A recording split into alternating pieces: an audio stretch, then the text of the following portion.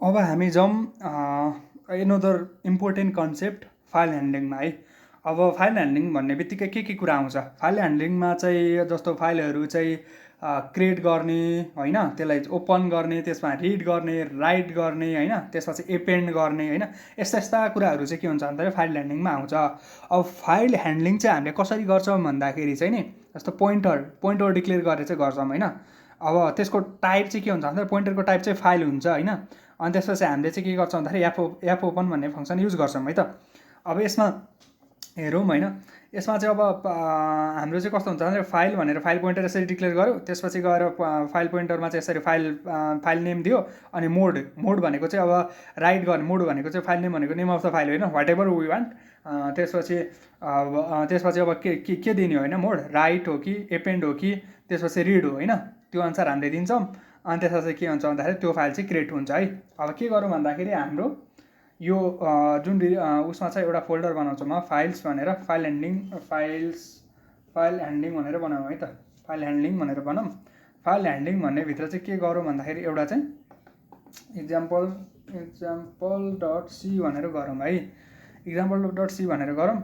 त्यसपछि गएर हामीले यसरी पोइन्टहरू डिक्लेयर गरिदिने, त्यसपछि राइट मोडमा लाने होइन। अब यो चाहिँ रन इक्जाम्पल गरौँ है त। रन इक्जाम्पल गरौँ। यो भइसकेपछि चाहिँ नि अब यहाँनिर चाहिँ नि यो खासै भनौँ न यो भनौँ न यो चाहिँ यहाँ यसको कम्पाइलरमा चाहिँ भएन नि त, हाम्रो लोकलमै गरेर हेर्नुपर्छ कि यो चाहिँ हाम्रो आफ्नै कम्पाइलरमा चाहिँ फाइल पोइन्टर हामीले चलाउनु पऱ्यो। यसको टाइप यो हुन्छ फाइल भन्ने भयो। त्यसपछि अब यसरी चाहिँ हामीले फाइल नेम डट टिएक्सटी भनेर गऱ्यौँ, त्यसपछि राइट भन्ने गऱ्यौँ, त्यसपछि हेर अब फाइलको अनि त्यसपछि के हुन्छ भन्दाखेरि हामीले यसरी चाहिँ अब ओपन गरेर राइट मोडमा ओपन गरिसकेपछि चाहिँ अब त्यहाँ राइट के राइट गर्ने त्यो राइट गर्नु पऱ्यो।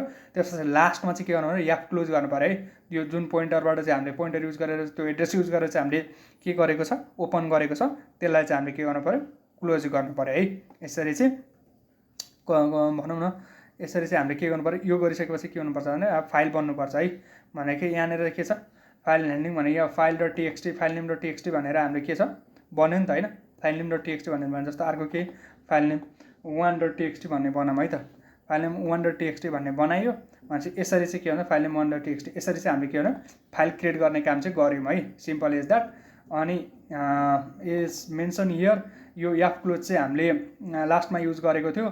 यो चाहिँ अब जहिले पनि भनौँ न अब फाइल ओपन गरिसकेपछि त्यहाँनिर गरेको चेन्जेसहरू प्रोब्लमले सेभ भएको छ कि छैन होइन।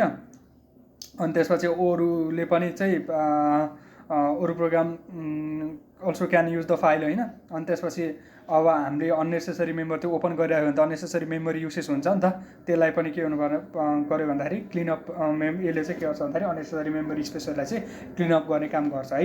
नेक्स्टमा चाहिँ हामीले अब राइट मोडमा ओपन त गऱ्यौँ तर यहाँ के राइट गरेको छैन त्यो राइट गर्छौँ है। अनि अर्को कुरा भनेको चाहिँ जस्तो चाहिँ अब हाम्रो यही डिरेक्टरीमा नभएर अरू डिरेक्टरीमा चाहिँ राइट गर्नु हुनसक्छ नि त। जस्तो प्रोग्राम यो जुन छ प्रोग्रामकै डिरेक्टरीमा जेनरली लेखिन्न, अरू डिरेक्टरीमा लेखिरहेको हुन्छ नि त होइन। त्यो भएको हुनाले चाहिँ यहाँ चाहिँ प्रोपर पाथ दिनुपर्छ है, फुल पाथ दिनुपर्छ। पाथ दियो भनेदेखि मजाले लेख्न सकिहाल्छ है त। यही नै भयो। फाइल नेम मनलाई चाहिँ डिलिट गरिदिउँ। त्यसपछि नेक्स्टमा भनेको हामीले चाहिँ फाइलमा कसरी राइट गर्ने भन्ने कुरा चाहिँ हामी हेर्छौँ है त।